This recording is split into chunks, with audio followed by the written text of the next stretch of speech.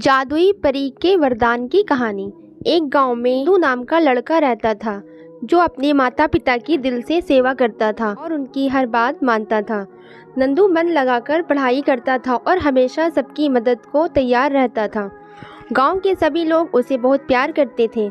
नंदू के पिता दिन भर फेरी लगाकर सब्जी बेचा करते थे और उसकी माँ घर संभालती थी। उसकी एक छोटी बहन थी जिससे वह बहुत प्यार करता था। पिता की कमाई से घर और पढ़ाई का खर्चा निकल जाता था।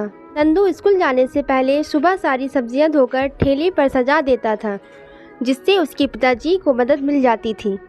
एक दिन उसके पिताजी बारिश में भीग गए और बीमार पड़ गए। फिर एक दिन अचानक उनकी तबीयत खराब हो गई, जिसकी वजह से नंदू के घर में पैसे के लिए मोहताज हो गए, जिसके कारण नंदू के माँ की तबीयत भी खराब होने लगी। नंदू समझ नहीं पा रहा था कि कैसे वो परिवार की मदद करे। नंदू 8 साल का था। इतनी कम उम्र में वह इस काम को नहीं संभाल सकता था। नंदू एक दिन जंगल में पहुंचा। उसने वहां जाकर खूब जोर जोर से रो रहा था और वह बोल रहा था कि कोई रास्ता दिखाओ। इस दौरान वहां एक परी आ गई है और उसने नंदू से कहा कि क्या हुआ, तुम क्यों रो रहे हो। नंदू ने सारी बात उस परी को बता दिया। परी ने उसे एक जादुई सिक्के दिए। फिर नंदू अपने घर चले गए। एक दिन जब नंदू बिस्तर पर गहरी नींद में सोया था, उसे लगा कि आकाश की एक तेज रोशनी आ रही है और पूरा कमरा रोशनी से भर गया। कुछ देर बाद उस रोशनी से हाथ में छड़ी लिए नन्ही परी निकली, जो बिल्कुल वैसे ही थी जैसे उसने किताबों में पढ़ा था। नंदू को यकीन नहीं हो रहा था। वह परी ने नंदू को देखी जा रही थी। तुरंत कहा, क्या तुम परी हो? परी ने मुस्कुराते हुए कहा, हाँ हाँ। नंदू ने परी से बोला, तुम यहाँ कैसे? परी ने फिर हंसते हुए कहा, नंदू मैं तुम्हारी मदद करने के लिए आया हूँ। कल तुम्हारी माँ ठीक हो जाएगी। मैं तुम्हें वरदान देने आई हूँ।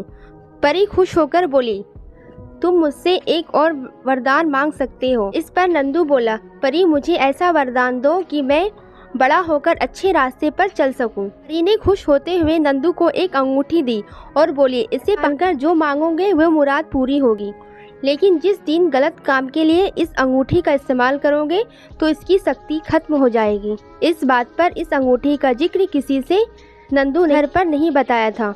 नंदू ने देखा तो अंगूठी उसकी उंगली में मौजूद थी। उसने देखा कि माँ की पूरी तरह से तबीयत ठीक हो गई और घर के काम माँ कर रही थी। वह अपनी माँ को सारी बात बताना चाहता था, लेकिन फिर परी की बात याद आ गई और वह चुप हो गया।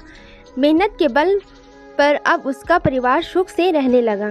तो बच्चों, इस कहानी से हमें यह सीख मिलती है कि इंसान को लालच कभी नहीं करना चाहिए। कर्म पर विश्वास करने वाले लोगों के लिए कुछ भी असंभव नहीं होता है। अगर मेरी स्टोरी पसंद आई तो उसे लाइक करें और मेरे चैनल को सब्सक्राइब करें। Thanks for watching.